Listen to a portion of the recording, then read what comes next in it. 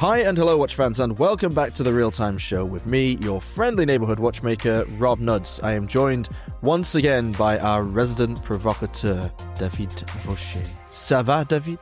Ça va. Bonjour tout le monde. Hello, everyone. Always great to be here.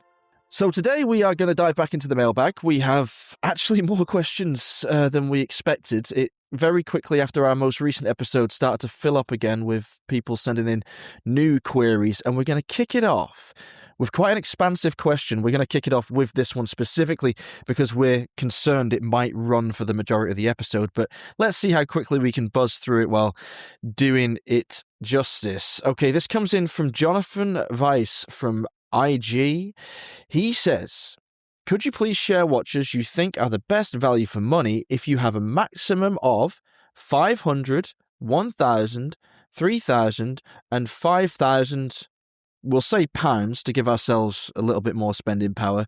No holds barred. David, what is your first choice? We'll kick it over to you to start this one. If you had 500 GBP to spend, so it's around $650, around 600 euros, I guess, what would you buy for your wrist? So we should mention that the original question set out the idea of a matrix. So the idea would be that you'd have these price bands going down, and then across you'd have various types. So what's the best diver for 500? What's the best dress watch, field watch, etc.? We are not going to do that because that would take all of 3 episodes. So we're going to try and keep it constrained with one choice. The other thing I want to mention is that it is getting really hard to make these bands. It seems to me like with prices that have gone up so high for the established brands, it's getting very hard to fit some of these established names in that price brand. And so we're looking at independents now, and I think you're going to see a lot of that in the answers that Rob and I give. With that said, I'm going to lead off with a guest that we had on not too long ago, or at least I suppose they will be depending on when this airs, but Le Forbon, Sécurité Mère. The La Brestoise has been a favorite of mine. It's been on my list for a while. I know Rob was very taken to it when he saw it, but you can get a La Brestoise for 490 euros. So we are well under the 500 pound mark. Great looking vintage diver, French heritage, checks all my boxes. And if you want to, and you got a little extra money, I think you can get an optional beads of rice steel bracelet to go with it. So very versatile, just a great looking watch. That's a good choice. Yeah, I was very impressed with everything that Le Forbin had to offer, and especially the Brestoise. It's a lovely piece, and it really does punch well above its weight, I think, in that sub £500 bracket. Now, my pick is even more affordable. I'm going down the quartz route, but I'm not taking the route most travelled. I'm not choosing a Casio G-Shock for once. Instead, I am choosing one of these very delightful Timex Ironman watches in full metal case. I'm not so bothered about the metal bracelet, which is available on the black case version at least, but either the gold PVD or the bare steel metal cased Ironman 8 lap is an absolute knockout for about 350, which is crazy. I mean, the standard 8 lap you can get, and that's in plastic, you can get between like $80 to $170. You know, there's different versions available all over the place. The metal ones I'm talking about, they run at around $350. So well within budget, and just quality watches. It's an iconic design, to say the least. It really speaks to its era of origin. It's very wearable. It's multifunctional. It is just a smashing watch for not much money. David, what do you think of my pick? I think it's really interesting. It's surprising. And it also ties into something I wanted to say, which is that we are recording this in January 2026, and I've said this before, I am boycotting more or less everything that I can get away with from the US. And Rob, no shade to you. I mean, everyone does what they want, what they can. I would say, though, that it's a shame that we're in this, and to say that it's because of watches is pretty petty. But if things were not as they are now, Timex has just been crushing it. Whether you like quartz watches, mechanical watches, they've got like a 41 millimeter Expedition watch, which is in titanium, which looks great. They've got divers, which look fantastic, which you can get either quartz or mechanically. They've got collaborations with, Peanuts, like the Snoopy gang. Just awesome stuff. So shame of what's going on now, but look, depending on what it is that you want to do, maybe hopefully not too far down the line when things are a little bit more back to how they were before. I think Timex we got to give them credit because they used to be just a cheap watch that you just kind of bought at Walmart when you needed a watch, and now they make legitimately good stuff. And I really hope to see them do more of that in the future.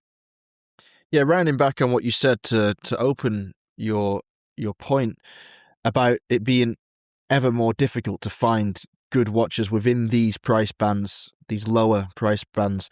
Timex is one of the bigger names you could hope to find in this category, along with Casio, of course, along with entry-level Seikos as well. But what Timex are doing is exceptionally impressive, and I'm playing this game theoretically. I've not put my money down on one of those watches yet. I'd love to, but to be quite frank, I've got so many watches of that ilk, including a box-fresh Casio Surf Timer from the early 90s and an almost flawless Casio Skywalker from the same era.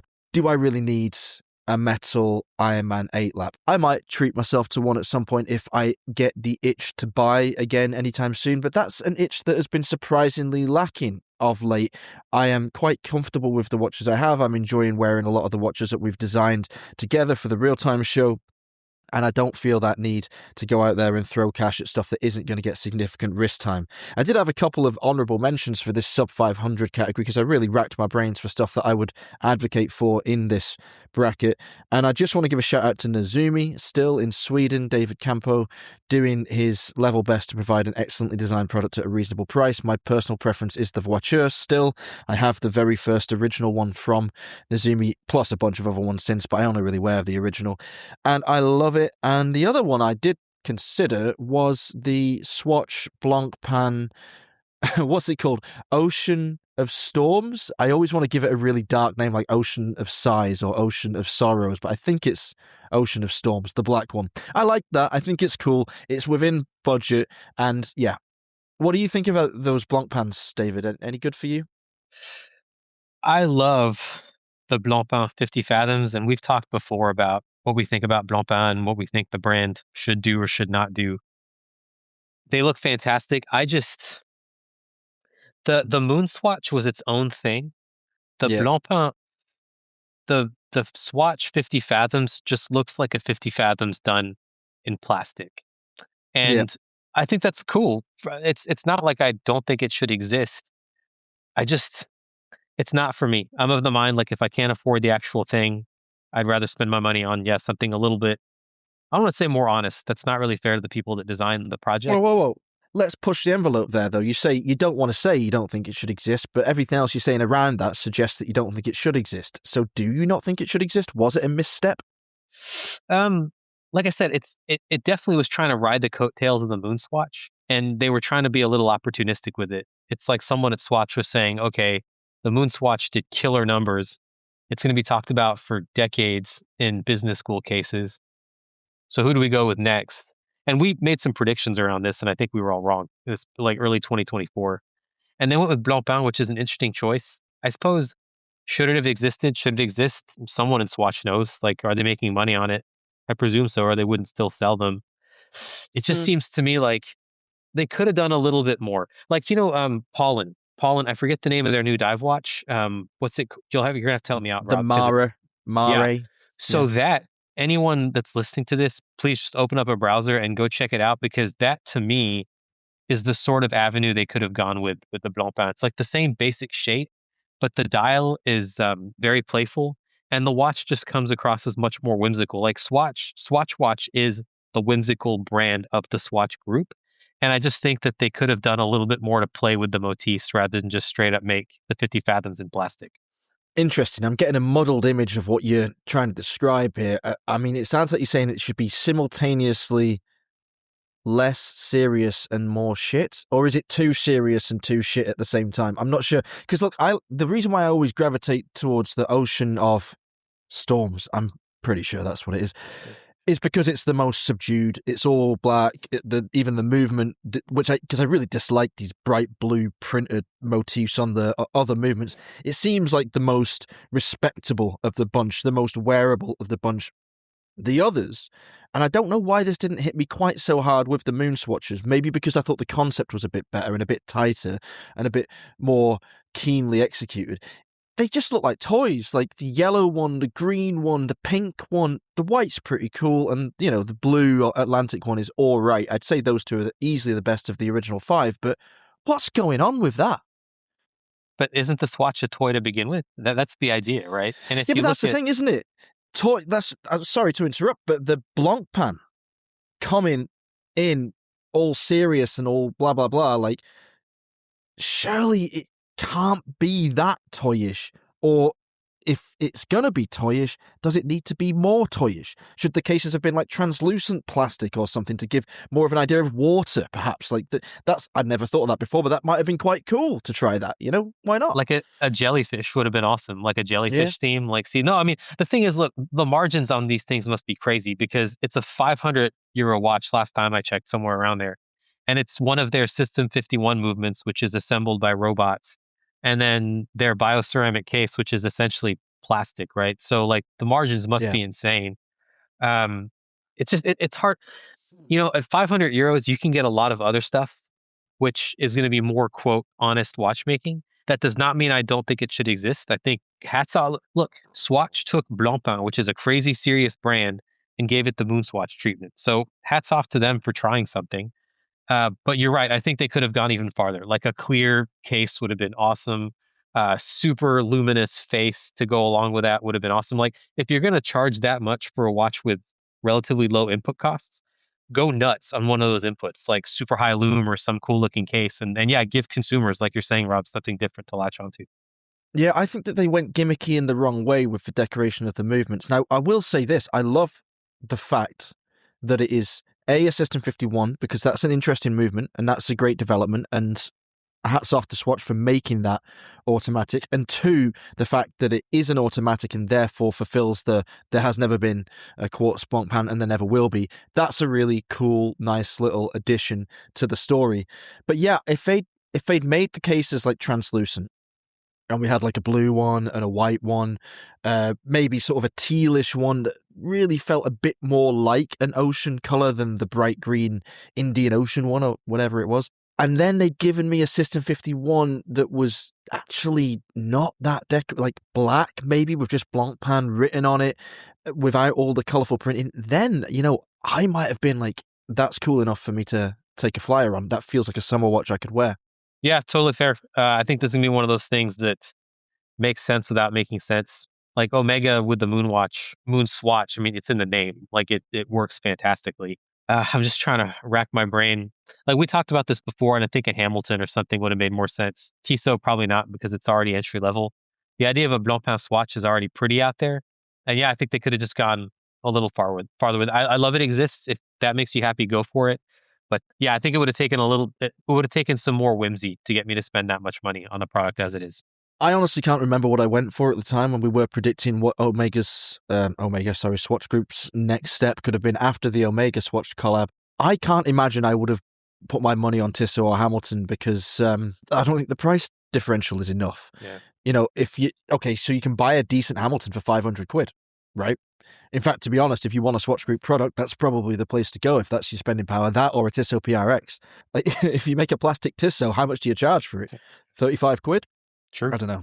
True. Yeah. So, interesting discussion evolving from that initial question, but we have 3 more categories to address. So we're going to move on to the £1,000 ceiling. Now, I'm going to stick within the ceiling. Are you going to stick within the ceiling, or are you going to play a bit of a wild card here and take something around that price? Yeah, like we were talking about before we recorded, in for a penny, in for a pound. So someone will have to forgive me if I'm off by a little bit, but we'll be in the vicinity for sure. Okay, I'll go first for this one. I'm going to take...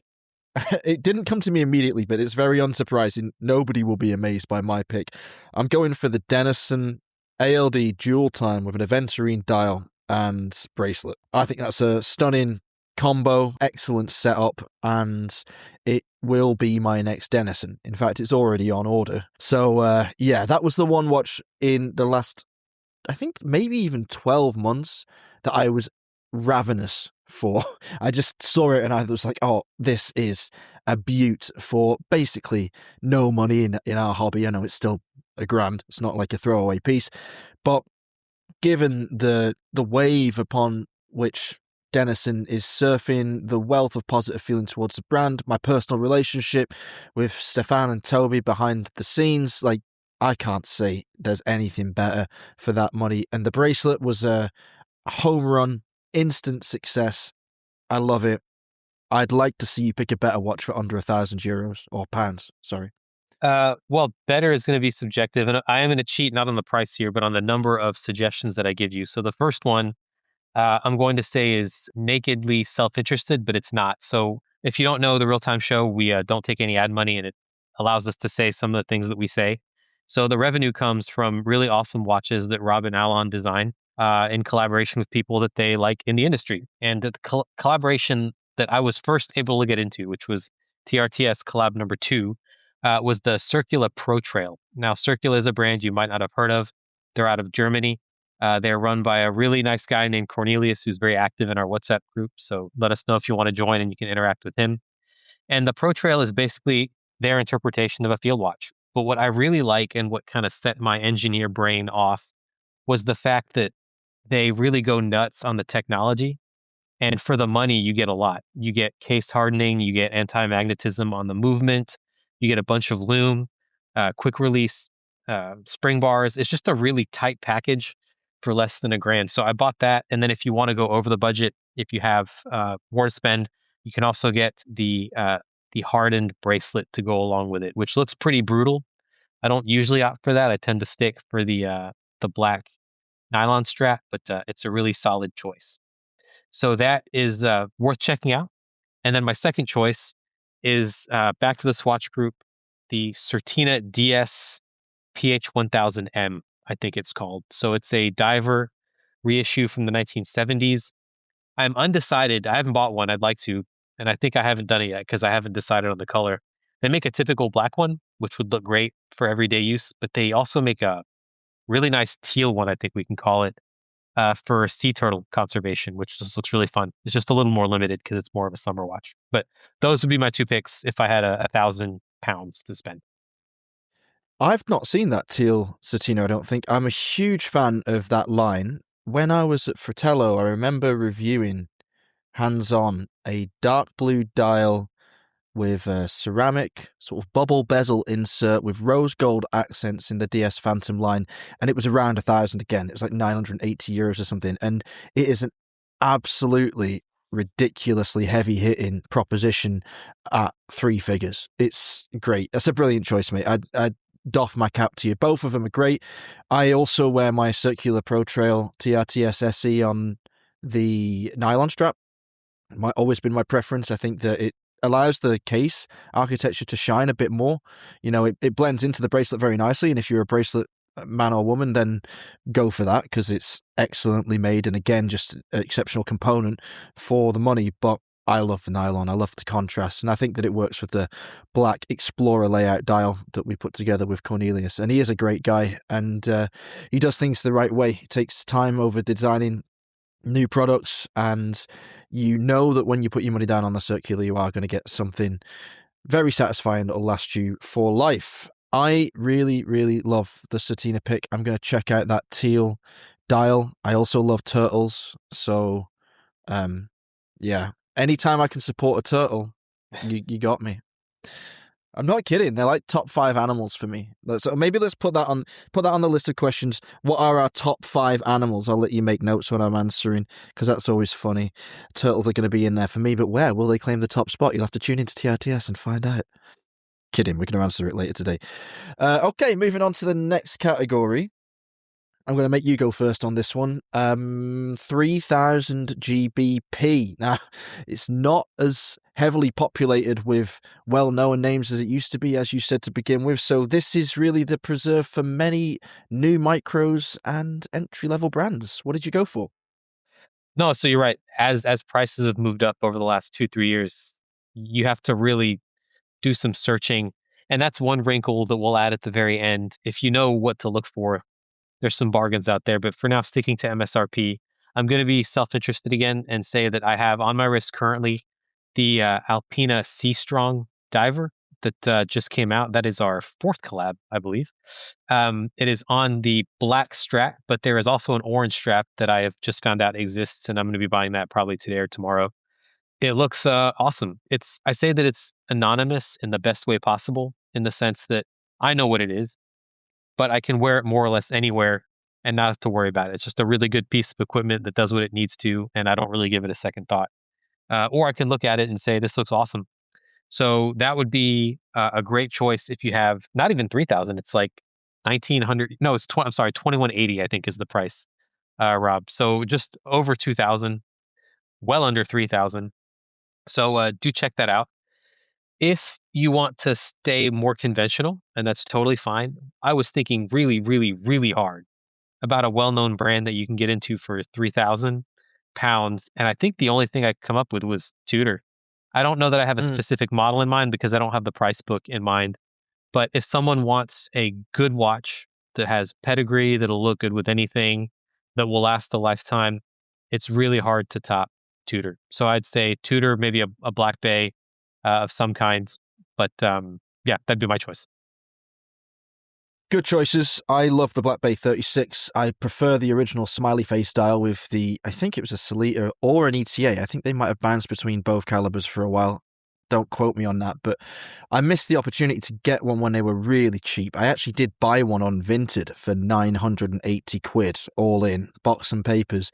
But then the guy cancelled the sale like a few days later, probably did a bit more research and realised he could have got another 500 quid on top at least back then. And now getting one under 3, even on the pre-owned market, can be a challenge for that smiley face era. Although great brands, a lot of name power behind it for that kind of price point. So another good choice. You'll be pleased to know, David, that I have confirmed my list of animals, top 5 animals. So yeah, get working on that. I am going to have to be biased as well. We didn't intend for this to be such a pitchy show, but yeah, for 3,000 for me, the only brand I would go for that doesn't feature on the list elsewhere is Straum. So I'm slightly biased towards the TRTS Special, but I like all of the standard Jan Mayen collection, particularly the titanium case models that came out recently, mostly because they just look so good against the variety of rubber strap colors that the guys have developed. The quick release on that strap is a thing of beauty. It's a very tight package. Yes, I'm biased. Take it with a pinch of salt, but go and have a look at Straum, straum.co. These watches are under 2,000 GBP, so there's plenty of space in the price. You can get one of these and a Denison if your budget is 3K. And that's not a bad 2-watch collection, really, because you would have 2 of the most interesting dialed watches in the industry for a very reasonable price, and they both do very different things. The Denison is obviously a great grab-and-go dress watch. It slides under a cuff exceptionally easy, thanks to that case designed by Emmanuel Gates, who we know is responsible for the Audemars Piguet Royal Oak Offshore. And then the Straum is deliberately designed to exist in harsh conditions and be on your wrist when you're out in the wild tackling whatever adventures you may care to tackle. So that was my choice for sub 3. And now we move on to sub £5,000. And I did allude to the fact that this brand does produce watches under 3,000 that I would also buy and actually also own. But my choice from Fortis is the Novanaut Legacy Edition. Any Novanaut I can get on board with. I love the steel version myself because I love the weight of it, but the new titanium one is a sweet colorway and it wears like a dream, and it's got a huge amount of wrist presence for the money. I think that is a great choice, and actually this is the segment that is very much the hardest, because all of the names that you would have thought of 5-10 years ago, you're really not getting anything for 5,000 pounds. Like I was just kind of, while Rob was talking, I was trying to get some idea of like, okay, maybe I could do this. No, that doesn't work. Okay, maybe I could do the Hermes HC08. No, that's too much. There's really not much you can do. And then a lot of the indies are well below still that price level. So the only one I could think of, and this is going to be way, way below that 5,000 mark, is a Zinn chronograph, which no one really ever talks about. And I am dying here because as I'm talking about it, I've forgotten about it. Rob, maybe you can help me out. It's not the Easy M10. That would have been my choice, but it's just not versatile enough, and it's been discontinued.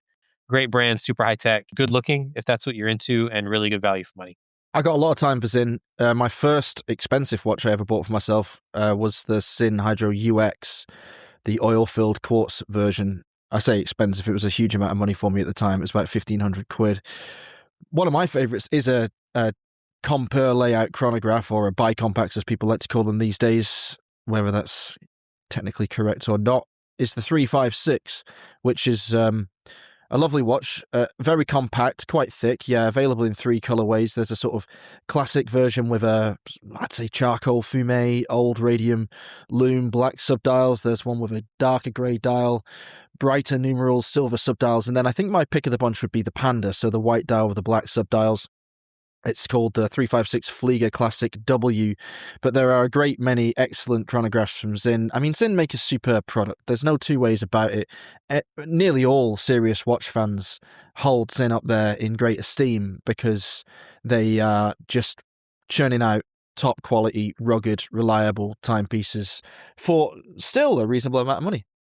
Yeah, so I was able to find this. It is the Zinn 936. There's runs about 3,500 euros, 3,500, 4,000, depending on where you look, depending on the bracelet option you get. But yeah, that's been on my mind for a long time. I just don't need another watch, and I've got other stuff to do in my life. But if I had that much money burning a hole in my pocket, I think that would be the one. Can we, Rob? So I don't know that we want to like double the length of the episode just talking about this, but can we talk some used options? What do you think of that?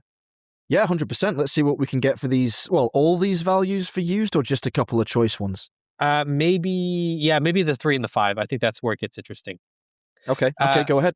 So I really do think the watch industry, it's like anything. The more you know, the more power you have to deploy your funds wisely. And I think that with the amount of watches that have been released and the fact that these are meant to last for life, if you dig around some of the usual places and some of the not so usual places, there's just a ton of value, a ton of value. So for 3,000 British pounds used on, say, a Chrono 24, you can get a lot. You can get Omegas for 1,000. Now it depends what Omega you're looking for, but you can definitely get an older Omega chronograph. You can get an older Omega Aquaterra. I think that's super interesting. Above the 5,000 euro mark, then you're talking. My favorite brand is Omega, so I'm just using Omega as an example. But definitely like an Aquaterra, a newer Aquaterra, you can get a 300M, which is maybe my favorite dive watch of all time, around that price, all day for like 4,500 euros. You can find. The list could go on and on and on. I mean, if you have 5,000 pounds, not euros, but pounds to spend, you're getting a lot of watch on a used marketplace. So have fun, look around, and never get too wrapped up in one watch, because just the nature of the market is something else is always going to come down the pipeline. But yeah, have a good time looking. If I had 5,000 GBP to spend on Chrono 24 on a pre-loved model, I think I would try and sneak into the bottom end of the Blancpain Le Mans flyback chronographs that are available, because I think there's a couple of watches. There's the Breguet Tradition 37mm in rose gold preferably, and this Blancpain, which just are ridiculously cheap versus their retail. So the Breguet still goes for around 35,000 euros, so let's say about 30,000 pounds. You can pick one of those up, good condition, boxes and papers very often, for around 14,000 euros. So even less, I'd say around 35%, 40% of the retail, and they're often box fresh. These models are the kind of thing that people do baby a little bit. They're sometimes safe queens. You can get great stuff all over the world. Obviously, it's always great to buy pre-loved from Japan, because the Japanese really take care of their watches, and you often find them to be extremely high grade when you buy them. The downside, of course, is you generally have to pay like a 20% on top import fee when they come into Europe. But if you're out in Japan, or if you're thinking of buying a watch of that value, no word of a lie, I checked this out recently, because I was having dinner with my mate Nikolai Lund, a photographer, Mr_Travel Time on Instagram, and he was wearing a Breguet Tradition 37mm rose gold black dial. And I was saying, that is awesome. We swapped watches for dinner, actually. I was wearing his, he was wearing my Straum. And I said, I've got to get one of these. They're incredible. And he was like, well, there's a couple of really good options available right now, especially the ones in Japan. They're about 14K. So I checked out flights to Tokyo thinking, okay, I don't want to pay 2,800 euros and change to have it imported. And I could get a round trip to Tokyo with a couple of nights in a hotel for around 1,000 euros. I think the flights were about 500, and then, hotel, if not a very expensive hotel, you could get 1 or 2 nights for 500 quid.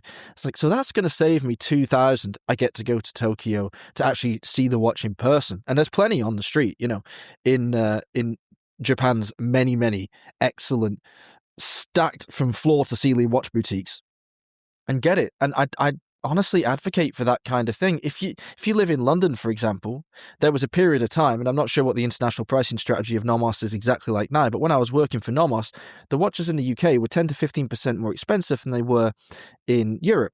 And so, given the fact you can get a return on Eurostar for about 70 quid if you pick the right times, if you work in London, you could have got down to Paris, gone and bought yourself a Nomos Zurich Weltzeit for 4,500, and then got back on the train after lunch and come home just in a single day. You can just go pick it up from another country. You don't even have to get on a plane, and you save yourself cash. So if you have the time, if you have the inclination, going to destinations to buy your watch in person is not as crazy as you think. Of course, then you're probably technically a smuggler, but we'll leave that to your own conscience to deal with. It's just something to point out. But there's that Breguet, and then there's the Blancpain in terms of like absolute bang for buck on the pre-love market. Yeah, in no way is Rob advocating that you should not declare. But I will say, they don't always charge you. No, you can declare, and then after it's up to them whether they charge you or not. But I think, look, even if you did it the right way, it's still a fun story. And Japan is a place that I have not visited yet. I hear their watch ecosystem is incredible. But again, it just comes down to have a good time, take your time, and realize that 5,000 pounds, euros, dollars is a ton of money. You should be able to expect to get a ton of watch, and you can nowadays. It just comes down to how much you know and how willing to be patient you are. I mean, that's the best thing about this slightly suppressed era in which we're living. You can get watches on the pre-owned marketplace at a reasonable price. And if I had £3,000 to spend, what I would buy for that reasonable price would be a Cartier Santos Galbé, smaller diameter, probably around 33. And I would look for bicolor. I would look for sharp, crisp edges on the bezel insert, I suppose we should say, or, dial surrounding gold, because they often get polished to heck if they're not well cared for. But that for me it's a no-brainer. It's a great watch. There's loads of cool vintage Cartiers, and Cartier is one of those major brands that I think I would delve into the vintage sphere because they just seem to look cooler with time. Yeah, great choice. Nothing to say. I own a Cartier Santos, one of the newer blue ones, and looks fantastic. That one probably not going to get for $3,000, but the Galbé is an excellent choice. And one you can look, my wife, actually, I could share the Cartier that she has. So yeah, if that's what you're inclined to do, if you want to get a pass from your partner for buying a watch, just say you can share it and get yourself a Galbé. There you go. Watch to keep peace within the family unit. Have you decided on your top 5 animals yet, or do I have to wait for you to write these down? Yeah, okay.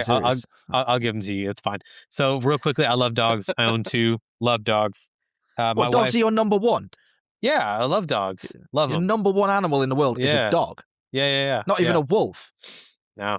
Well, my dogs are wolves. They're very small Chihuahuas, but they're wolves, though. Trust me. All right. Yeah. So next would be my wife loves panda bears, so I'm gonna represent. keep the peace and say panda bear. I love panda bears too. I don't know that they're the smartest animals, but panda bears are great. If I edit this really cruelly, I can just stop after you say my wife, because number 2, take my out wife. the words. Yeah. My wife. Yep, that would be you in trouble. Let's move on. Number 3, my wife. Yeah. Number 3. I mean, this is where it gets a little bit tough. Trying to think funnily enough, I've got your wife at number 3 on my list. Did you know that? That was just coincidence, isn't it? I'm kidding. I'm very sorry. The top grade bants, as the British would say. I guess it's hard not to rank them based on cuteness. I feel like there's got to be, I got to show some aggression. But I'll tell you what, Rob, I'm at a loss for the last 3 how I'm going to rank them. So give me your first 2, and I'll come back with my third. All right, my favorite animal in the world is an octopus.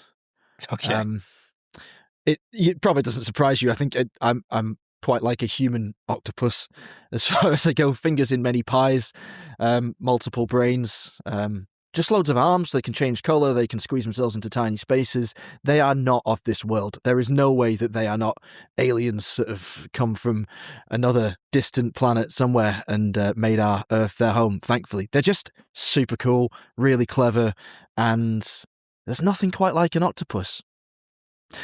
Number 2, and I can't laugh too much at your choice of chihuahuas as number 1 because this is quite a basic British animal that many people have had as a pet. I like hares or rabbits. I love their speed, their awareness, their social behaviors, and their ears. I think their ears are super cool. So I love hares. Yeah, I think they're a great icon in especially in British folklore as well. So got a lot of time for them. Number 3 is where the turtles sit. So specifically turtles more than tortoises. I think that they are weirdly unique creatures, the way that they are built, the way that they live for so long, the way that they float around in the ocean, going about their own business. I think there's very little like them. And of course, I was a fan of the Teenage Mutant Ninja Turtles, as they're known around the world now. You know, they were called the Teenage Mutant Hero Turtles in the UK when I was a kid. I do. I used to watch that when I was visiting my cousins. So yeah, they also People can't believe that now because the word ninja was outlawed. su- Weren't allowed to say it. yeah. Fun fact: Contra was called Probotector or something in Germany, and it was robots rather than people. So if you played Huh. Contra back in the day, yeah, yeah. Anyways, we're way off topic here, but back to my favorite animals, dolphins. I think they're really smart. I respect that. Number 4 would be the rooster because Cool. that is the French French symbol, which I think is awesome. Um, I was just thinking like for number 5, I do have a 5 in mind. America's big on mascots, and Mm. 2 of the 3 schools I went to have mascots. One is an owl, the other one's a longhorn. I'm not as sentimental about my alma maters as other people are, so I think we can leave those aside. So my number 5 would be a giraffe. I think to your point, Rob, like the octopus looks like an alien. Giraffe looks really weird too, and I just think it's neat how the world started from nothing, and you get a lot of different things, and some are consistent and some aren't. And the giraffe is not very consistent. So yeah, let's go with giraffe. Very high blood pressure. It suits someone in the watch industry, but fascinatingly, only the same amount of bones in their neck as a human, but just bigger. Today I learned. Number 4 for me is a condor. I often say that I would love to be reborn as a condor, or reincarnated, I think would be the term, because they just have the most chill life ever, like floating around on warm air currents, like, gracefully gliding above the globe, looking down from their imperious vantage point. I think that condors are super cool. Number 5 for me is probably the creature on this list with whom I share the most similar body type, and that's a rhino. I love rhinos. Good They're choice. just massive tanks. Okay, so there we go. That was an interesting, amusing aside. Let's move on to a question about watches and hope that someday, somewhere, we see more chihuahuas, octopodes, and condors on the back of watch cases. Next question. This one comes in from Ed Black. And I suppose it's mostly focused on me, but I'd love your perspective on this as well. It says, what can you share about the life of a watchmaker that will be honest but attractive to get more people into this profession? I guess I should start. It's extremely rewarding. Fixing things is a lot of fun. It makes you feel more connected, I think, to the world around you. We don't want to gender the career or interests or hobbies more than is necessary, but generally speaking, for men who have a habit of toolifying the world around them and getting to grips with things in a very physical capacity, it can be an almost primal satisfaction. I know, like, most of the female watchmakers I know are extremely talented artisans, very delicate, fine touch, great with tools as well. But they look at it from maybe a more artistic perspective, and yeah, I tend to look at it from a more primitive angle, I guess. I love the idea of bringing something mechanical to life. This feeling that everything on your watchmaker's bench in front of you has been made by human hands, machines, ingenuity, and that it can be put together in such a way to tick so accurately as to track the passing of our lives is something I've never really managed to get over. Like, it's bewitching. It drags me into the romance of watchmaking, and I never ever get tired of that. There are drawbacks, of course, and Ed has framed this question rather wisely, because there are obviously negatives. You know, you have to have a huge amount of focus. You have to treat your body well to be able to do the job at the highest levels. You generally have to work very early hours. Watchmakers tend to start at around 7 a.m. and finish at around 3. That isn't a hard and fast rule across the board, but it is generally how things go. There's a lot of training involved. There isn't a huge amount of money in it unless you're in the very upper echelons. But years ago, when I was being pushed down a more academic path, I stopped and I thought to myself, well, what kind of job will be future-proof, or as future-proof as we could conceive in the early 2000s when I was going to university? And I thought, I want to be a tradesman. I want to be a craftsman. I want to do something with my hands. I want to have a skill that can't easily be replaced by new software or technology.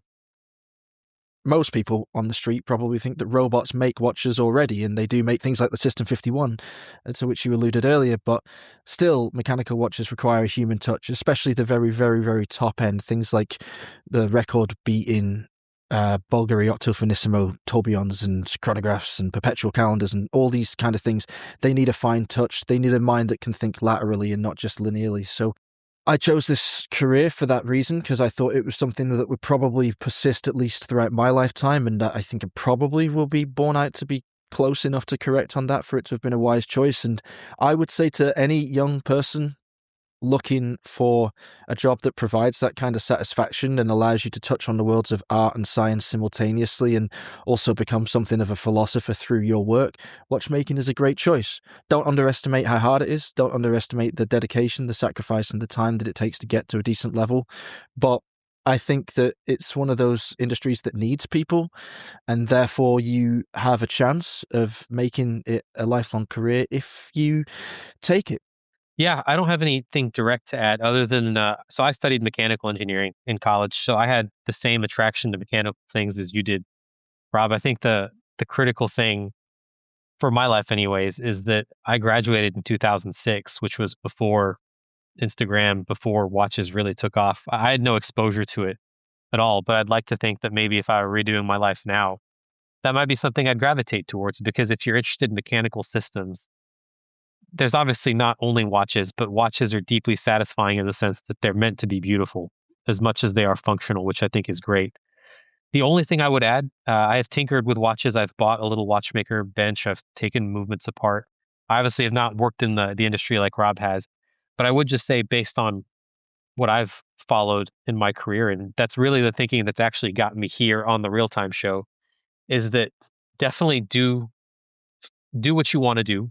I don't think you're going to get in trouble studying watchmaking if you follow the advice Rob gave, which is understand it's really hard. Remember, I have a master's in engineering, and I still see some of these watchmaking books and they blow my mind. Like, there is real math. It's not just swapping out batteries. There's a lot more to it than that. So it's very hard.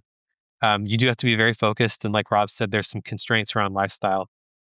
But I would say beyond that, try and do whatever your main passion is, plus overlap it with something else. So Rob, for example, started as a watchmaker, but he got into journalism and now design. So he brings all of that together. For me, I started as an engineer, but I started learning about watches so I could kind of cross over from one to the other. And I wrote a lot, and I developed opinions, and I became not afraid to share those. And that's what got me onto the Real Time Show. If you want to learn another language like French or German, or not your mother tongues, maybe you learn those, because believe it or not, in Switzerland, people speak English. I'm not trying to stereotype here, but at the watchmaking level, there's a lot of French and there's not as much English as you might think. So if you can be the person that literally translates from one side to the other, that's a big source of value. Or maybe you go to watchmaking school and then decide business is interesting, so you do some higher business education. all of a sudden you're planning production, and you can do that because you understand at the watchmaking level. So I would say follow what it is that you want to do, and then try and branch out from that so you can be the only one that knows what you know how to do.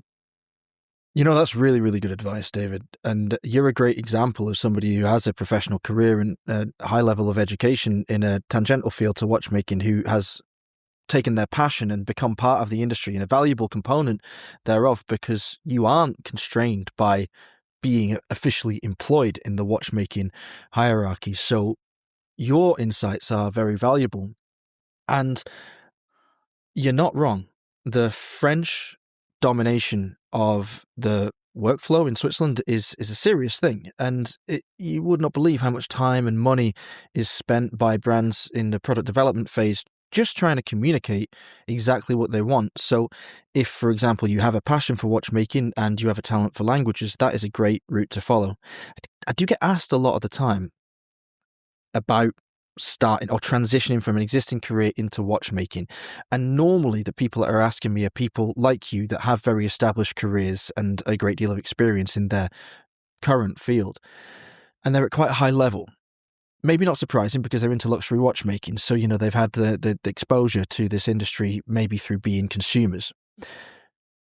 And their expectations are very often much higher than what the industry can offer in the early days, at least. If you're a banker, for example, and you've been on that path all the way through your youth, through your education, you've come out, you've walked into a nice job, you're earning six figures, you're buying luxury watches, and you're like, my passion is watchmaking. I don't really want to be a banker for the rest of my life. I want to do something that really resonates with me personally. I think I might try and step sideways into that industry.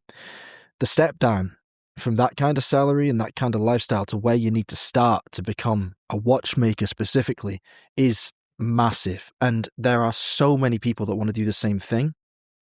My advice would be try and keep your hobby as much of a hobby as you can for as long as you can. Become part of the industry in exactly the way you have, David. Like, find a media title that is looking for interesting alternative perspectives from well-educated people from outside of this sphere, and establish a name for yourself. Take some time to figure out where you will fit. Like David says, find your role, find your lane. Don't chuck in your big city job and your six-figure salary and go to Wostep in Neuchâtel and expect that you'll be working at the Neo Line in the next 2 or 3 years. If you last that long, dip your toe in. A lot of these major events now welcome people, visitors, guests, come, network, talk to people, see what you can do now alongside your job, see if that can become a career organically and get you into the industry at a level that matches the lifestyle to which you've become accustomed, or a lifestyle that you would be comfortable living. And do it that way, because as romantic as it is to jack in a career and go and be an artisan in on the side of a Swiss Alp, it's a huge amount of pressure. It'll put a huge amount of pressure on you, your family life, if you have a family, and it could easily alienate you against the craft. So if you want to get your start in journalism, reach out to us. You know what the Real Time Show is here for. It's designed as a platform to broaden the scope of voices in watchmaking. So you're more than welcome to get in touch. Yeah, and I'll just be a little provocative.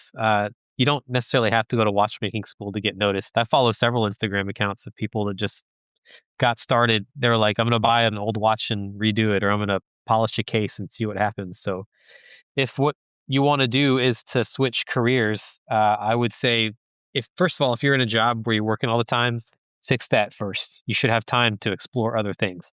And once you have done that, start posting and get into it that way. I follow a surprising number of people who just basically bought George Daniels' book and made a watch, which is insane to me, but they did it.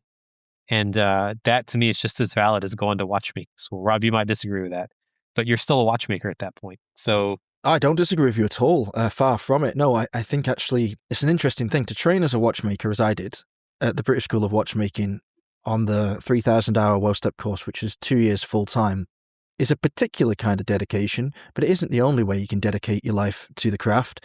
I mean, at the end of that, course, what was I able to do? I was able to make components like stems, balance staffs, the odd wheel, even although we didn't have very many great wheel cutting tools in the school in those days. They have got better tools now, thankfully, so people can do more expansive stuff.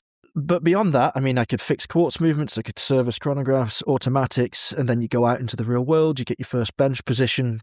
Mine was with Omega, of course, as I was an Omega apprentice, and you really, like with your driving test, when you pass your driving test, you can't really drive.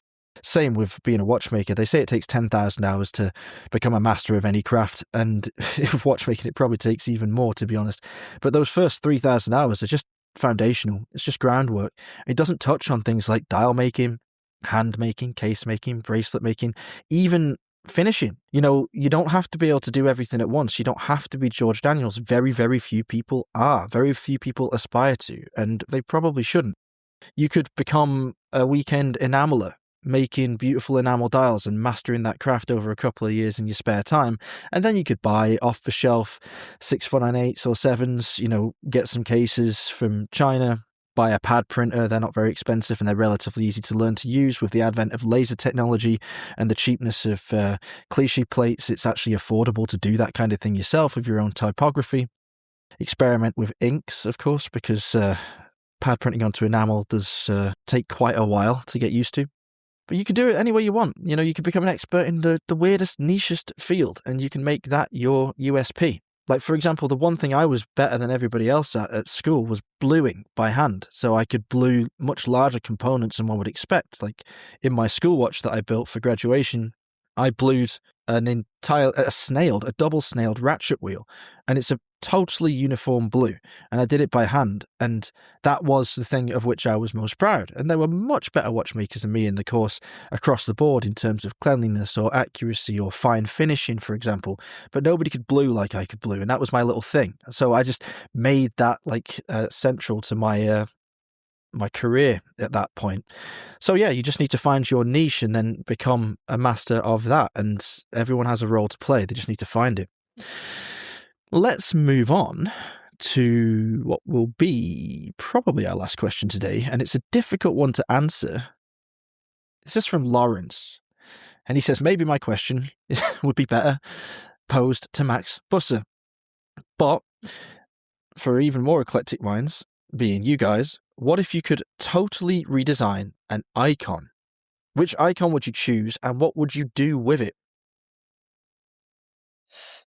So tough, because an icon is an icon for a reason. So then the question is there anything that you don't like on certain icons?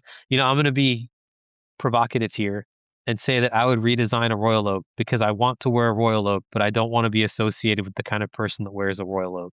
So I would redesign the royal oak for that reason. And quick plug, we have an article coming up on that at some point, and I named the royal oak specifically. But if I were to redesign any icon, it wouldn't be because I don't like the way the watch looks. I think it's cool, but I'm just over everything that watch represents. And so I'd want to just do something totally different so I could wear a royal oak, quote unquote, like David's royal oak, without all of the connotations that go with that. Have you any idea exactly what you do, though? Would you change the case size or what? But see, that's the thing, right? Is like, if you think of all of the icons in the watch industry, Cartier Santos, Rolex Submariner, Omega, Moonwatch, I wouldn't change anything on those. That's their icons. There's other watches you could pick where I might do something different. But I like how the Royal Oak looks. I think it's super unique. I think it's really well made. It's a great thing. But the question never specified give the reason for which you would redesign it. It just assumed style. But I think in watches, we're far along now. We're far along now where there's just connotations attached to everything. Everything. Like, you buy a Rolex, well, that means something. You buy a Hublot, that means something. And on and on and on and on. And the Royal Oak, I think it's awesome. I think it's a really good piece of horology. I think it was obviously groundbreaking when it came out. But I don't want to be the one wearing a Royal Oak, to be honest with you. Okay, well, yeah, to be honest, the Royal Oak was one of the first models that popped into my head, but then I thought I was going to struggle to answer this question a little more than I did, because I actually had a pitch, which I've mentioned before on this show, out at one point with Vacheron Constantin for an idea for the 222. What I would do is I take the 222, I would make it out of titanium, Probably brushed titanium. Normally, I'm a fan of blasted titanium, but to retain a bit of the elegance, I would put a very highly finished thermocompensated quartz movement in it with probably an open case back or maybe a closed case back with a nice big Maltese cross in the middle of it. And that Maltese cross on the case back, if I decide to close the case back, and the Maltese cross on the front of the 222 case in the bottom right hand corner, I think it is, they would be in rose gold. The bezel would be in rose gold, and the hands would be in rose gold. And the dial would either be titanium itself, or it could maybe be some kind of frosted material, either white gold or titanium, hand hammered, little bit of artisanal craft brought into that 222 platform. But for me, yeah, I want to bicolor titanium, and either rose or yellow gold would be fine. 222 with a quartz movement inside it at 37 mil. Someone at VC had a heart attack when you said I put a thermocompensated quartz movement into it. Like, no disrespect to thermocompensated quartz, but it's just not the VC way, I don't think. Well, listen, right, you probably haven't heard me tell this story in the past then, if that's your comeback, because I went to VC and said, when I was with Fratello, we wanted to do a collab, and we had a few ideas in the works with them. We were working on something with the overseas, like the Everest model as the base, you know, building something out of that platform. But I was like, let's do a quartz 222. Like, it's bold. It's about time quartz came back. And this was, when did I leave Fratello now? 2022, I think, or at least 23, maybe 2023. So this was 3 years ago, more than 3 years ago. We were having this conversation, and I was already feeling quartz has got to have a new day in the sun, where we need to start putting it in things like the Antarctique and the Royal Oak and the Nautilus, because those are the models I actually want to buy. I want the style of the watch, but I don't necessarily want to pay the extra 15-20 grand for the hand finished movement inside it. It's not that important to me. What I want is the aesthetic of those icons. And so I go to VC and I say, here's my pitch, did the mock-up and everything. And I ran into a gatekeeper who completely poo-pooed the idea, because it was like, oh, we've never done a quartz 222 and we never will. And I was like, okay, Jean-Claude Biver, wannabe, you're wrong. It did exist. It existed in the past. When it came out, remember when the 222 came out, we were bang slap in the height of the quartz revolution. And in their eyes, it was a revolution rather than a crisis, because this was this incredible new technology that was exciting.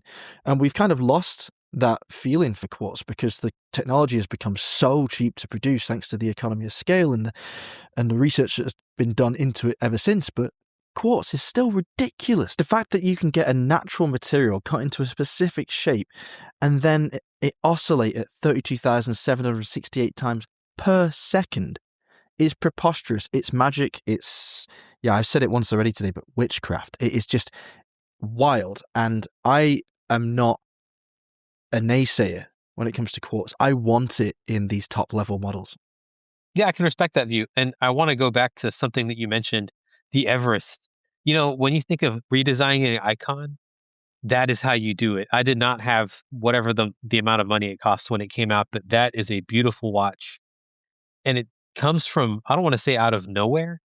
And I'm not trying to imply every watch should be redesigned as if it could scale a mountain. But that is a good redesign of an icon, the Everest from the base overseas. Yeah, I think that the overseas needed it, to be honest, because I've always found the overseas to be very much trailing in the Holy Trinity icon stakes. You know, for me, the 222 was the real icon of VC in the sports watch category, alongside the Royal Oak and Nautilus.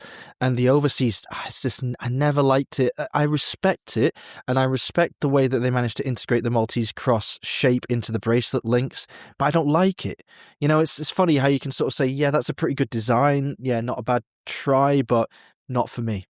As we're talking, the Royal Oak was redesigned and became the Royal Oak Offshore, which has its own set of connotations associated with it. So the Royal Oak standard persisted alongside the offshore, right? So that the offshore was an offshoot, whereas the 222 ceased to exist for, well over a decade, I guess. Yeah. I suppose if you're getting real crazy, you and I have talked about they've definitely done dive watches that could serve as dress watches, but has anyone ever done a dress watch made into a diver? Like, what would a Patek Calatrava look like as a dive watch? I suppose if we're thinking aloud, that would be the direction I'd want to go with. Take something that is established, like a Submariner or like a Calatrava, and make it the total opposite, and see what comes out of it. Well, that's interesting, isn't it? Because how easy or even possible would it be to retain the DNA of something so attuned to one form of activity and then realize it in another one without it being something completely different? So this is why it's good that we talk these through, because I have another example that's come to mind. Have you ever seen the Calibre de Cartier, the dive watch? Have you ever seen that one? It's been out of Yes, I production have. for a while, and what struck me as soon as I saw it was like, that is a Cartier. Someone took a Cartier and made a dive watch out of it. Mm. So it is absolutely possible to do. This is where you probably want AI. You just kind of put it into the computer and see what comes out. But it is possible, and it would be great to see Well, some more examples. you could take, like, say, the old Bulgari Diagonal, and then the Scuba is a dive version of that, and that's one of my favourite currently extinct watches. I'd love to see the Scuba come back, and in fact, to be honest, for a few years in a row, I think I predicted it as what Bulgari was about to drop next, and I was wrong every time. I think the last Scuba release I remember was when they did that trio of bright colours, one orange, one white, and one yellow, and then it was discontinued. I'd love to see it return, but surely that's kind of an example of what you're talking about as well, is it not? Yeah, I think so. Again, that's why it's great that we're actually getting to talk these through. Because in my mind, I was thinking like, no, you can't redesign an icon, but the industry's done it before. So I think it just comes down to willingness to try something new. I mean, we talked about the Blancpain redo, the 50 fathoms down to the Swatch version. That's kind of an industry redesign. So is the Moonswatch, actually, now that we're talking. So there are plenty of examples off of which the industry could go. And hopefully, we're in a bit of a downturn now. There's a couple ways you can go about getting out of that. If a watch brand wants to really take a swing and do something different, that could be a way to get noticed and maybe get some traction for themselves. It just comes down to willingness to try something new, I think. But there's plenty of case studies behind them. Well, let's hope that nobody has the willingness to make a Cartier tank out of bioceramic. Otherwise, someone at Cartier had a heart attack now. I almost gave myself one just saying it out loud. Right, before we do kill ourselves, let's wrap up this episode. Thanks to everyone that asked the questions. We look forward to receiving more of them in the mailbag. You know how to get in touch via Instagram at therealtime.show or on the official website at www.therealtime.show. David can be found on IG at DAVAUCHER, and I'm there at ROBNUDDS. We'll be back soon with more top quality watch content and interviews with the industry's finest. Until then, stay safe and keep on ticking.